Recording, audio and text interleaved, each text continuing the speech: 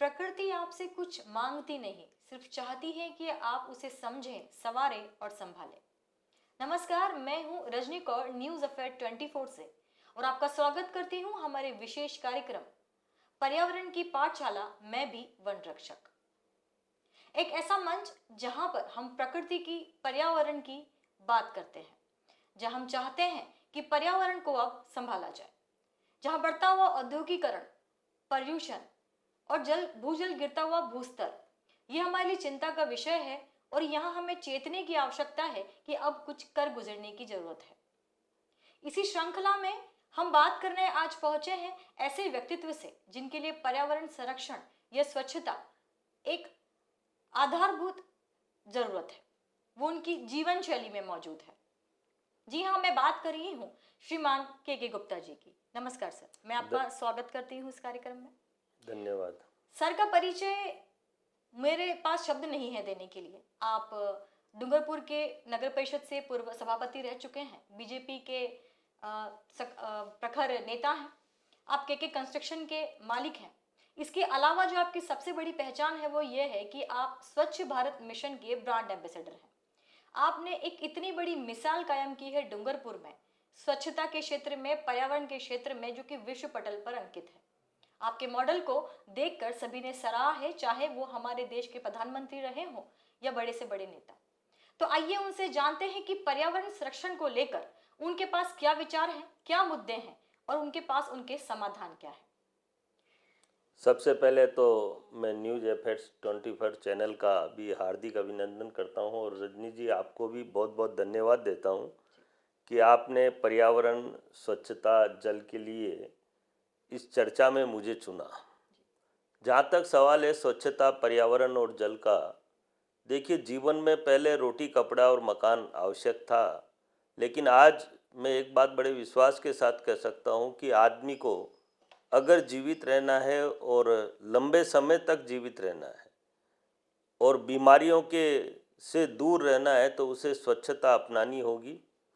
शुद्ध पर्यावरण निहायत आवश्यक है और जल, हम जल के बारे में भी बहुत सुनते हैं, जल है तो कल है, लेकिन जल की कोई चिंता नहीं करता। आज स्वच्छता को लेकर मैं एक बात बड़े विश्वास के साथ कह सकता हूं कि देश के यशस्वी प्रधानमंत्री जिन्होंने 2 अक्टूबर 2014 को स्वच्छता की एक हुंकार भरी और पूरे देश को संबोधित करते हुए एक बात बड़े गर्व के साथ कही थी कि अगर हिंदुस्तान का हर एक व्यक्ति अगर गंदगी नहीं फैलाए तो हमारे हिंदुस्तान को दुनिया की कोई ताकत गंदा नहीं कर सकती। इस बात में सार बहुत था, लेकिन जिन्होंने समझा उन्होंने समझा, जिन्होंने नहीं समझा वो आज भी नहीं समझ पा रहे हैं। ये जिम्मेदारी मैं एक बात कह सकता हूँ कि हर एक व्यक्ति की है, चाहे वो गरीब हो, चाहे अमीर हो, नेता हो, चाहे सरकारी अधिकारी हो, छोटा हो या उम्र में बड़ा हो। स्वच्छता की ताकत केवल और केवल इतनी नहीं है कि आदमी बीमारियों से बचे। स्वच्छता में इसके अलावा एक सबसे बड़ी जो ताकत है, वो जो छुपी हुई है, वो ये है कि आदमी की उम्र बढ़ती है। आज हम देख रहे हैं कि हम जब फैमिली के साथ, परिवार के साथ घूमने जाते हैं तो स्वच्छ शहरों को चुनते हैं और वहीं हमें आनंद आता है जो शहर स्वच्छ हो। स्वच्छता के लिए मैं हर बार एक बात बड़े विश्वास के साथ कह सकता हूँ कि ये केवल दिखावटी नहीं है, इसे धरातल पर उतारने की आवश्यकता है। केवल कागजों से स्वच्छता नहीं हो सकती। अगर हम कागजों और भाषणों से अगर स्वच्छता, पर्यावरण और जल को उतारना चाहते हैं तो निश्चित रूप से इतनी आवश्यकता नहीं पड़ती। आज जो जन और बल और धन तीनों जो इस पर लगा हुआ है, इन तीनों विषय को भारत सरकार और राजस्थान सरकार बहुत गंभीरता से ले रही है। लेकिन आज भी गंदगी के जगह जगह ढेर लगे हुए हैं।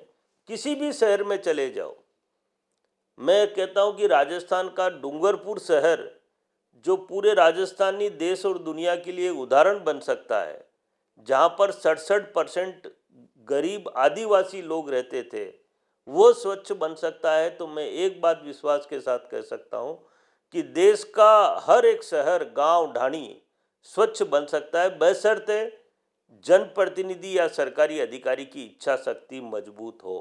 जी। आज स्वच्छता में करना क्या है, मेरे को आज तक ये बात समझ में नहीं आई।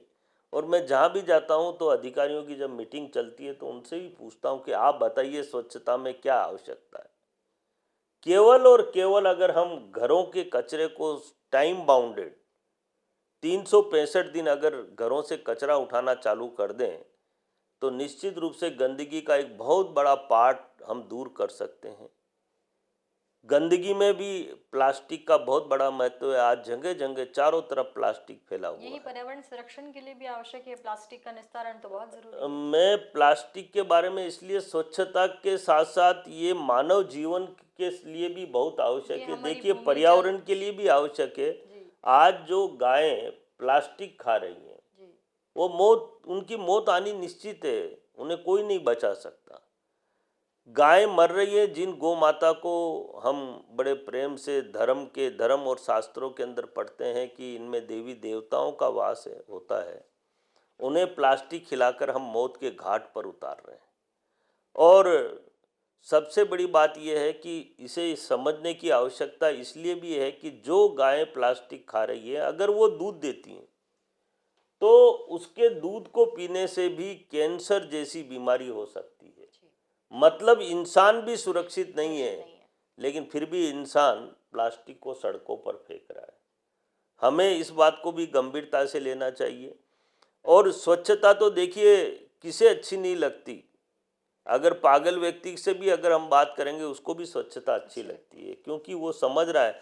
और हमारा देश जो, मैं ये कहता हूँ देश के यशस्वी प्रधानमंत्री ने अभी कुछ दिन पहले एक घोषणा की थी कि 2047 आज़ादी का 100वां वर्ष जी। ये देश विकसित भारत के नाम से जाना जाएगा। अभी तक विकासशील में ही लेकिन है। विकसित भारत के साथ साथ देश के यशस्वी प्रधानमंत्री ने कहा है ये विकसित भारत जब बनेगा जब स्वच्छ भारत बनेगा। एक देश का यशस्वी प्रधानमंत्री, राजस्थान के यशस्वी मुख्यमंत्री स्वच्छता को लेकर इतने गंभीर हैं, फिर भी हम कहते हैं कि हम स्वच्छता को धरातल पर नहीं उतार पाए। आदमियों की आदत को बदलने की आवश्यकता है। और देखिए हमारा हिंदुस्तान दंड की प्रणाली को बहुत जल्दी समझता है। जी। मैं हर बार कहता हूं कि जो कचरा फेंके या कचरा खुले में डाले वो दंडनात्मक उसके खिलाफ दंडात्मक कार्रवाई होनी चाहिए, चाहिए। जो कि विदेशों में है भी। विदेशों में है और हमारे हमारे यहाँ भी शिमला कश्मीर उधर ये चालू किया है। जी। और इसके अलावा सबसे बड़ी बात एक और जो निकल कर आती है कि हम दंड तो लगाएं ही लगाएं, लेकिन इसके साथ हमारी जो इसमें मॉनिटरिंग जो कमी कहीं न कहीं कुछ न कुछ तो है।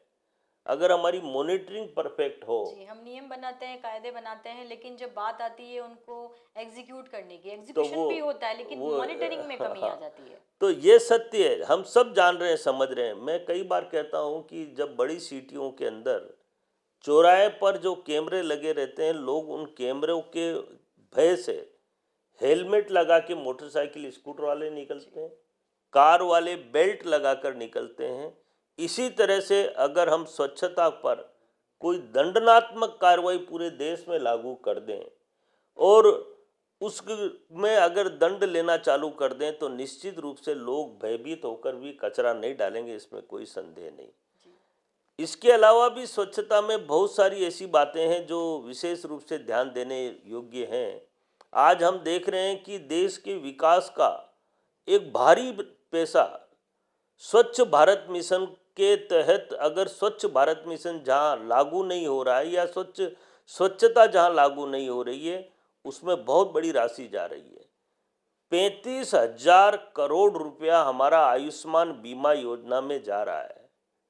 अगर उसको स्वच्छ भारत मिशन से जोड़ देते हैं तो मालूम पड़ेगा कि एक बहुत बड़ी राशि जो गंदगी से फैलने वाली बीमारियां हैं, उल्टी, दस्त, टाइफाइड, डेंगू, बुखार, मलेरिया, उसी से प्रभावित हो रहे हैं। ठीक है। तो मेरा आपसे जो एक पहला सवाल है सर, वो ये कि उदयपुर जो कि झीलों की नगरी और अरावली पर्वतमालाओं से घिरा हुआ है, लेकिन अभी जो ये बढ़ता हुआ अतिक्रमण है, मतलब अर्बनाइजेशन तो है ही है, इसके अलावा आप ये कह सकते हैं कि इंसान की जो महत्वाकांक्षाएं है कि जो बड़ी हमारी पूरी अरावली को छीन रहा है, काट रहा है, वो भी बेवजह होटल रिसोर्ट्स के नाम पर। आपको क्या लगता है ये कितना बड़ा खतरा है उदयपुर के ऊपर?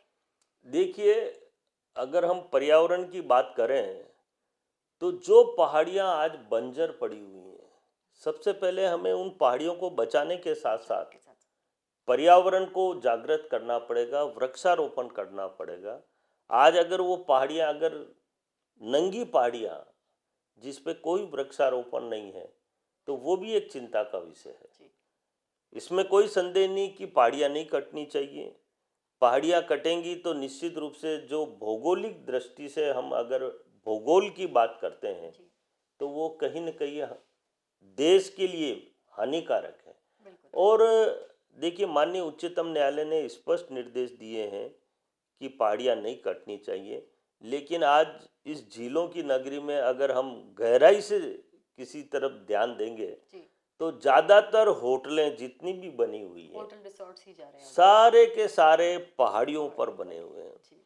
और देखिए, ये तो अब माननीय उच्चतम न्यायालय ने निर्देश जारी किए, इससे पहले भी निर्देश जारी किए गए थे।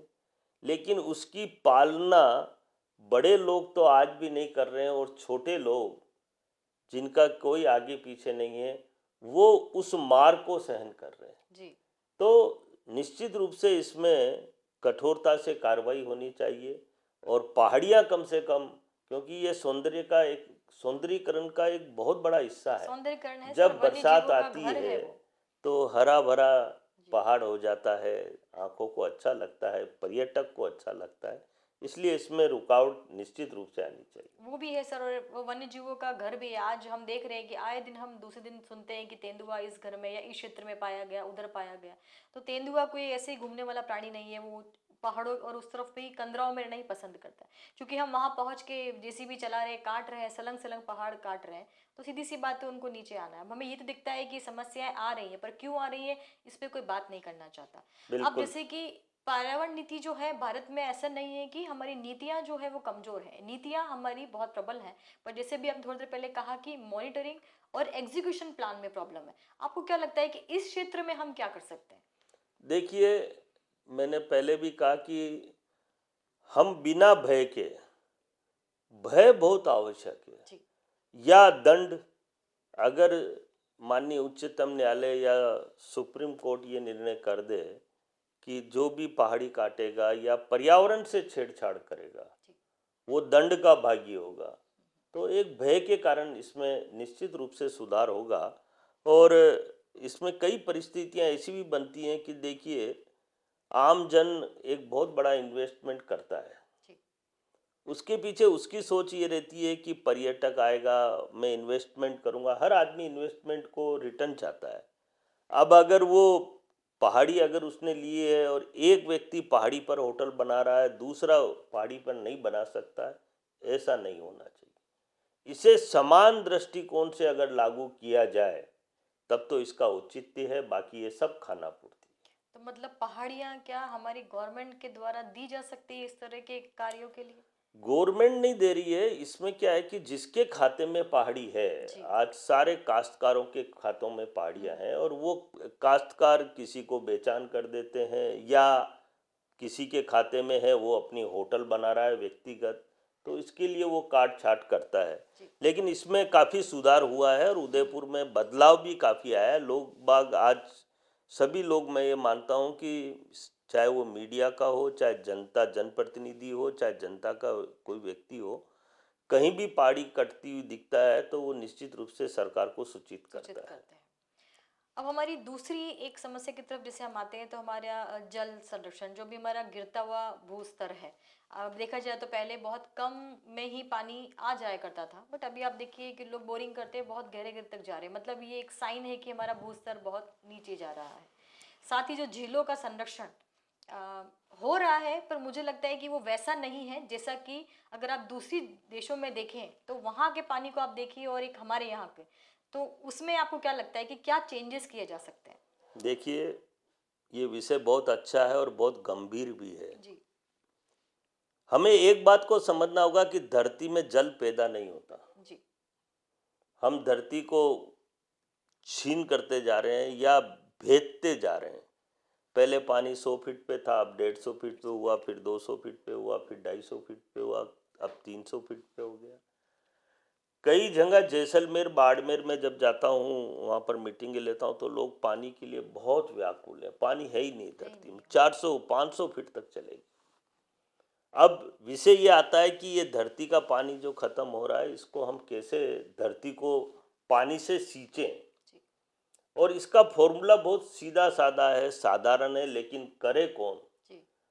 मैं ग्रामीण स्तर का जब अभी भी मैं जब गांव के अंदर जिस तरह से बैठकें लेता हूँ स्वच्छ भारत मिशन ग्रामीण के कोऑर्डिनेटर के नाते, कल भी मैंने डूंगरपुर मीटिंग ली तो मैंने समस्त विकास अधिकारी और मुख्य कार्यकारी अधिकारी को निर्देशित किया कि आपको गांव के अंदर जल संचय करना बहुत आवश्यक है।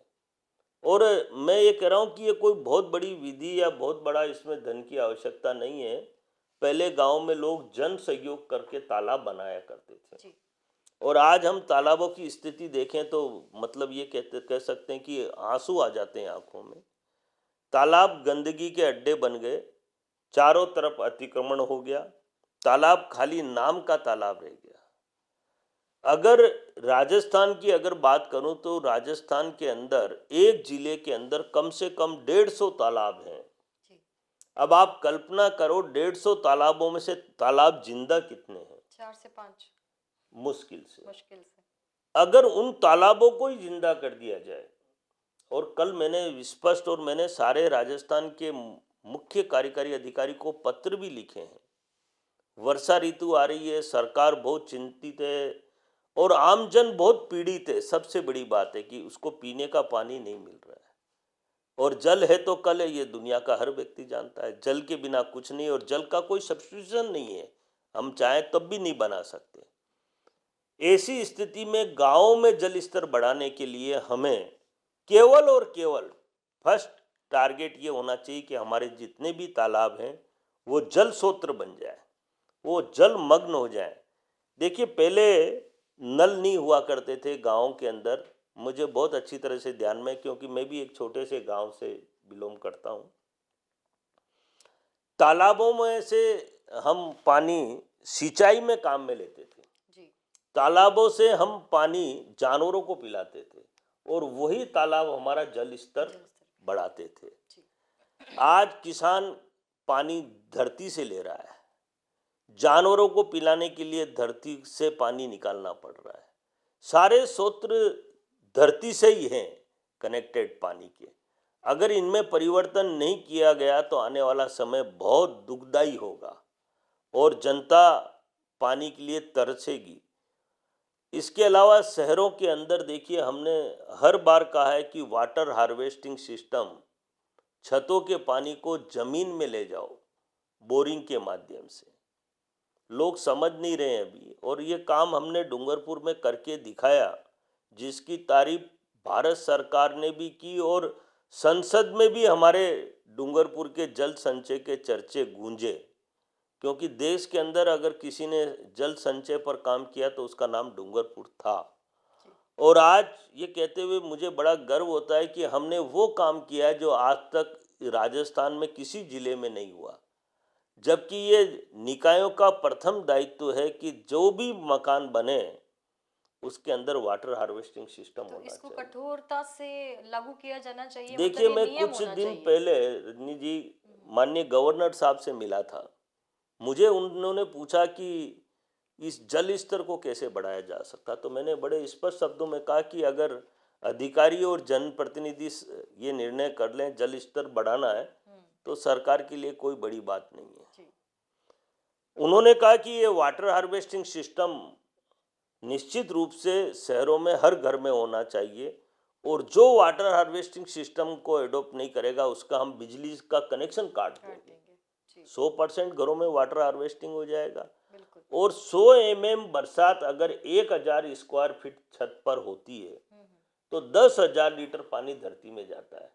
आज राजस्थान की बात करूं तो 1000 mm बरसात एवरेज राजस्थान में होती है, तो आप कल्पना करो कितने करोड़ों लीटर पानी जब धरती में जाएगा, तो निश्चित रूप से धरती में पानी होगा तो पानी का लेवल बढ़ जाएगा, और दूसरा सबसे बड़ी बात है कि जहाँ टीडीएस ज़्यादा है वो टीडीएस भी कम हो जाएंगे। इसलिए जल संचय जल संरक्षण पर हमें गंभीरता से विचार करना चाहिए। पुराने तालाब कुएं बाव जिनको हमने गंदगी से ढक दिया दिया। उन्हें वापस खोलना चाहिए। और वही सूत्र ही आज हमें अगर पानी दे पाएंगे तो उन्हीं सूत्रों से हम पानी ले पाएंगे।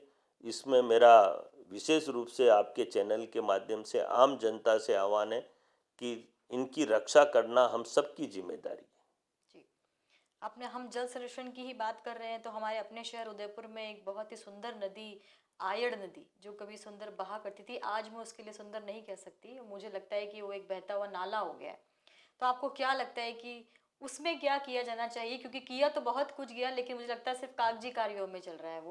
वो एक बहुत ही सुंदर नदी बन सकती है, हमारे लिए बहुत अच्छा रोजगार भी उपलब्ध करवा सकती है। जैसे कि आप देखिए कई शहरों में, जैसे आप ज़्यादा दूर नहीं जाए, रिवर फ्रंट है हमारे अहमदाबाद में है, और अगर हम थोड़ा और दूर जाए तो पेरिस में जो झील है, साफ सुथरी सी झीलें हैं। तो ये क्यों नदी, हमारी आयड़ नदी एक नाला बन गई है औद्योगिक कचरा डालने के लिए या फिर लोगों का कचरा डालने के लिए? देखिए विकास का कोई अंत नहीं होता और जो शुरू हुआ है तो वो आगे बढ़ेगा। अभी मैं ये कह सकता हूँ कि आयड के अंदर जितना भी काम हुआ है, हम ये नहीं कहें कि काम नहीं हुआ, काम हुआ है लेकिन इसमें और गुंजाइश है। जी। मैं जब कोटा गया था, चंबल का बैक वाटर जब मैंने वहाँ देखा उस सीन को, तो मेरे को लगा कि ये दुनिया का 10वां आश्चर्य है। मतलब डेवलपमेंट में, विकास में बहुत सारी चीज़ें, कई चीज़ें मतलब आड़े आती हैं। मैं ये नहीं कहता कि आयड के अंदर कोई कमी है, आयड के अंदर और विकास होना चाहिए। जिस तरह से पानी को उन्होंने लिमिटेड एक नाले के रूप में निकाला, वो पानी अगर कहीं हम फिल्टर करके निकालते तो उस पानी की जो गंदगी है वो ख़त्म हो जाती। उसमें और सुधार की आवश्यकता है क्योंकि नीचे हमने घास लगाई है, मैंने कई जगह देखी है। उस घास में बच्चों के झूले वूले लग जाएं, लेकिन उससे पहले हमें इसमें कई सुधार, नई नई टेक्नोलॉजी, इतनी टेक्नोलॉजी आ गई है, लेकिन ये सारा जो विकास है इसमें अथाक पैसा चाहिए। यहाँ के स्थानीय विधायक महोदय निरंतर, मुझे लगता है आयड के ऊपर कई बार उनके बयान आते हैं कि हम आयड को बहुत सुंदर बनाएंगे। पर सर बयान ही तो आते हैं। बयान, अभी उन्हें 1 साल हुआ है, अभी 4 साल उनके, 4.25 मतलब 4.25 साल बाकी हैं। जी। तो निश्चित रूप से इसमें सुधार होगा। माननीय हमारे गवर्नर महोदय जो उदयपुर से बहुत ज़्यादा अटैचमेंट रखते हैं, गुलाब जी भाई साहब, वो भी निरंतर आयड के बारे में चिंता करते हैं। इसलिए ये कोई चिंता का विषय नहीं है, इसमें निश्चित रूप से सुधार होगा। और आने वाले समय के अंदर हम सब देखेंगे कि आयड एक बहुत अच्छा पर्यटक स्थल बन गया है। जी, आपने अपने डूंगरपुर में, जब अपने कार्यकाल में आपने डूंगरपुर की बिल्कुल काया पलट दी थी। मतलब मैं खुद उस समय आपके साथ वहाँ काम किया है तो मैंने देखा था बिल्कुल ऐसा कि शायद हम गाड़ी से बाहर कचरा फेंकते हुए भी सोचते थे कि नहीं, हमें नहीं फेंकना है, क्योंकि वो इतनी साफ सुथरी, स्वच्छता के मामले में तो था ही, और ग्रीनरी भी आपने वहाँ पर काफ़ी हद तक की। अब आपके कार्यकाल समाप्त होने के बाद क्या अभी भी डूंगरपुर वैसा ही है या फिर वो अब दोबारा उसी पुराने ट्रैक पे आ गया? देखिए, हर व्यक्ति के अपने अपने सपने होते हैं। कोई उन सपनों को साकार कर लेता है, कोई उन सपनों को मिटा देता है। मैंने एक सपना देखा था कि मेरा शहर स्वच्छ बने, सुंदर बने, हरा भरा बने, और वो तीनों स्वच्छ भी बनाया, सुंदर भी बनाया, हरा भरा भी बनाया। और हमने वहाँ के आम जन की जो आवश्यकता थी उसकी भी पूर्ति की। हमने बहुत सारे ऐसे अद्भुत कार्य किए। मैं ये कह सकता हूँ कि ये बिना ईश्वरीय शक्ति के हो नहीं सकते। हमने बेरोजगारी से मुक्त डूंगरपुर बनाया। ये कोई आसान काम नहीं था। वहाँ पर करीबन 1500 महिलाएं ऐसी थी जो बेरोजगार थी। उनको प्रशिक्षण दिया, सिलाई का प्रशिक्षण दिया, सैनिटरी पैड की मशीन लगाई, पत्तल धोने की मशीन लगाई, आलू चिप्स बनाने की मशीनें लगाई, पापड़ बनाने की मशीनें लगाकर उन महिलाओं को हमने दिया और एक प्रशिक्षण केंद्र खोलकर उन सबको प्रशिक्षण दिया। और आज मुझे कहते हुए बड़ी खुशी है कि वो सारी महिलाएं आज आराम से अपना जीवन यापन कर रही हैं। इसके अलावा हमने शिक्षा जगत में, देखिए, इन सब से हटकर, क्योंकि शिक्षा जगत के अंदर हमने बच्चों को अच्छी लाइब्रेरी, ई लाइब्रेरी, डिजिटल लाइब्रेरी और आईएएस, आईपीएस, आरजेएस, आरएस के लिए कंप्यूटर लगाए। हमारा ध्येय बहुत क्लियर था, हमारा उद्देश्य बहुत स्पष्ट था कि हम वो काम करें जो देश और दुनिया में उदाहरण बने। जब भी कोई सरकारी नौकरी निकलती थी, हम सरकारी नौकरी के लिए अच्छी कोचिंग निःशुल्क चलाते थे, क्योंकि शहर में रहने वाला हर बच्चा सक्षम नहीं होता। उनके माता पिता की भी एक इच्छा होती है कि हमारा बच्चा आगे बढ़े, सरकारी नौकरी मिले। तो इन सब बातों को हमने गंभीरता से लिया और हमने एक अच्छा उदाहरण प्रस्तुत किया। हरियाली का जहाँ तक सवाल है, हरियाली में हमने एक्स्ट्रा ऑर्डिनरी काम किया, ये कहूँ तब भी कोई अतिशयोक्ति नहीं। हम हर साल 5,000 पेड़ लगाते थे। पेड़ केवल फोटो खिंचाने या मीडिया तक आने के लिए नहीं लगाए जाते थे। हमारे 5,000 के 5,000 पेड़ जिंदा रहे, वो हमारा प्रथम प्रयास रहता था। और हमने 5 साल के अंदर 25,000 पेड़ लगा के पूरे राजस्थान के लिए एक उदाहरण प्रस्तुत किया, और वो सारे 25,000 पेड़ आज वृक्ष का रूप धारण कर चुके हैं। पर्यावरण की दृष्टि से पूरे राजस्थान के अंदर डूंगरपुर का पर्यावरण सबसे श्रेष्ठ, उत्तम है। तो काम हम जैसा करेंगे, जैसा बीज बोएंगे, वैसे परिणाम आएंगे। आज की स्थिति नो डाउट उन्होंने भी अपने लेवल से, अपने विवेक से जितना भी काम किया है, लेकिन जो हमने छोड़ा था, जैसा हमने किया, उससे आगे नहीं बढ़ा। ये बात मैं बड़े विश्वास के साथ कह सकता हूँ। जी, तो वही तो बात है सर कि जो चीज़ अच्छी शुरुआत अगर होती है तो उसे आगे भी बढ़ाना हर व्यक्ति का आवश्यकता है। आपने सुना ही होगा पद्मश्री श्याम सुंदर पालीवाल जी का पिपलांद्री मॉडल, आपने शायद देखा भी हो। वो बहुत ही मतलब जबरदस्त मॉडल है। उन्होंने जिस तरीके से खनन क्षेत्र में एक हरियाली खड़ी की है और जिस तरीके से वो पेड़ों के लिए आज लड़ रहे हैं, जैसे कि उनके वहाँ से न्यूज़ हमारे पास अक्सर आती है कि क्विंटल क्विंटल पेड़ों को काट के उसको कोयला बनाया जा रहा है या फिर इंपोर्ट किया जा रहा है, एक्सपोर्ट किया जा रहा है, मतलब बेहिसाब पेड़ काटे जा रहे हैं। अब पर्यावरण का जो संतुलन है वो कुछ ऐसे है, पेड़, पहाड़ियाँ, जल, वायु, सब कुछ एक साथ है। अगर आप एक चेन भी तोड़ रहे हैं तो बाकी चेन भी हिलनी डुलनी ही है। तो उनका जो वो मॉडल है वो मुझे बहुत प्रभावित करता है। अगर इस तरह के मॉडल को आगे बढ़ाने के लिए आपको सहयोग करना पड़े तो क्या आप आगे बढ़ेंगे?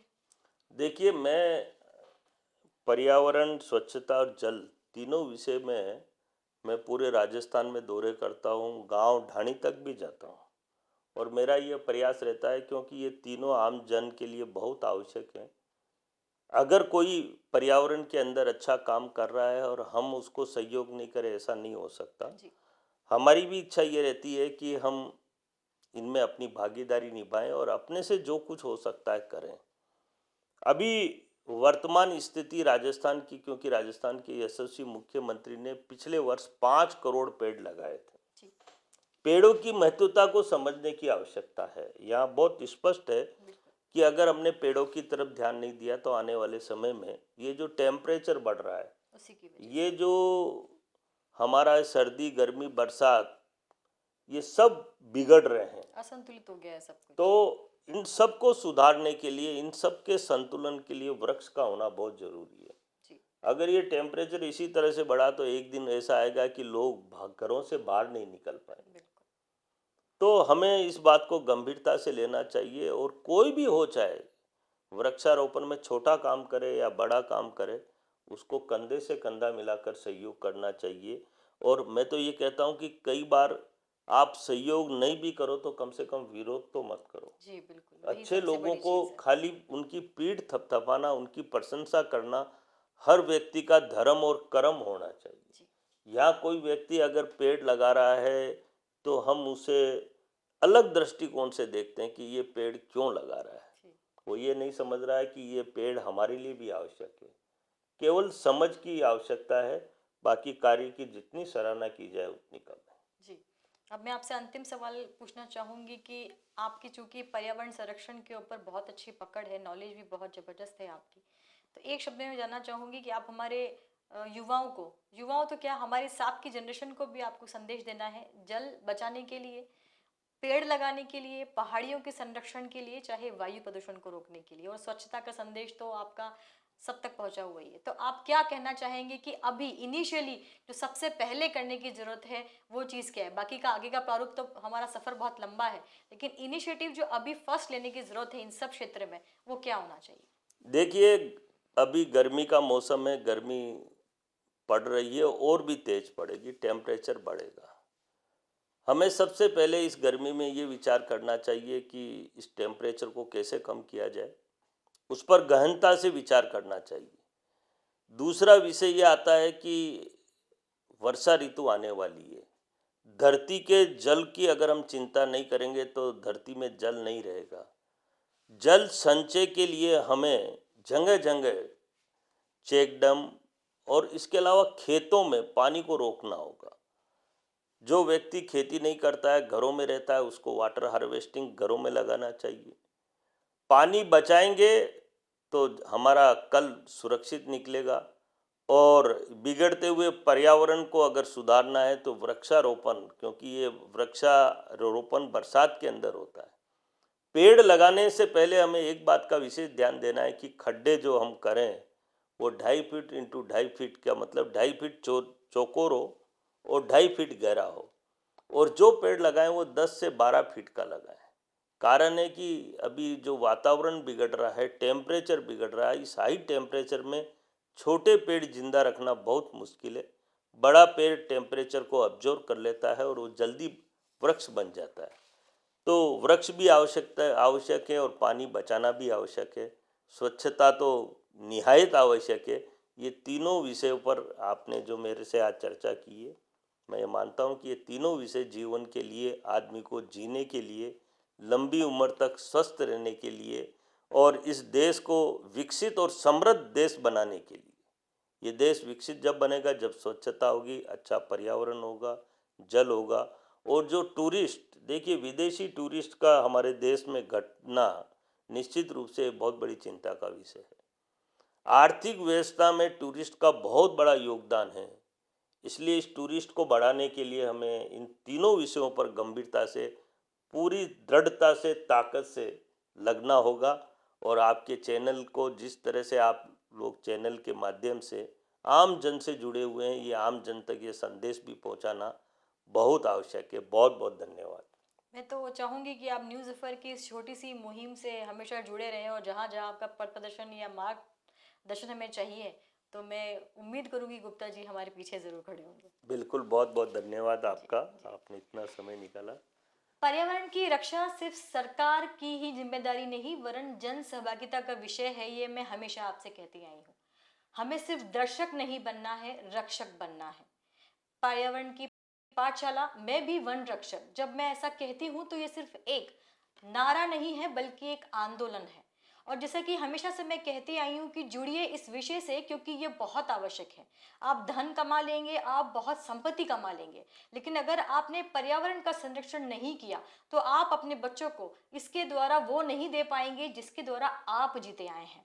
जल, वायु, हवा, ये सब हमारे लिए बहुत ज़रूरी है। धन कमाया जा सकता है लेकिन इन्हें नहीं। ये सीमित है, प्रकृति आपको सीमित मात्रा में ही वो दे पाएगी, ये आपको बचाना होगा। तो आइए जुड़िए हमारे इस सुंदर अभियान से और कहिए मैं भी हूँ वन रक्षक। तब तक मैं आपसे विदा लेती हूँ और आने वाले एपिसोड में फिर आपसे ऐसे ही जननायक से मिलाऊंगी जो आपको पर्यावरण संरक्षण की हर व्यवस्था से उचित तरीके से आपको जागरूक करवाएंगे। धन्यवाद।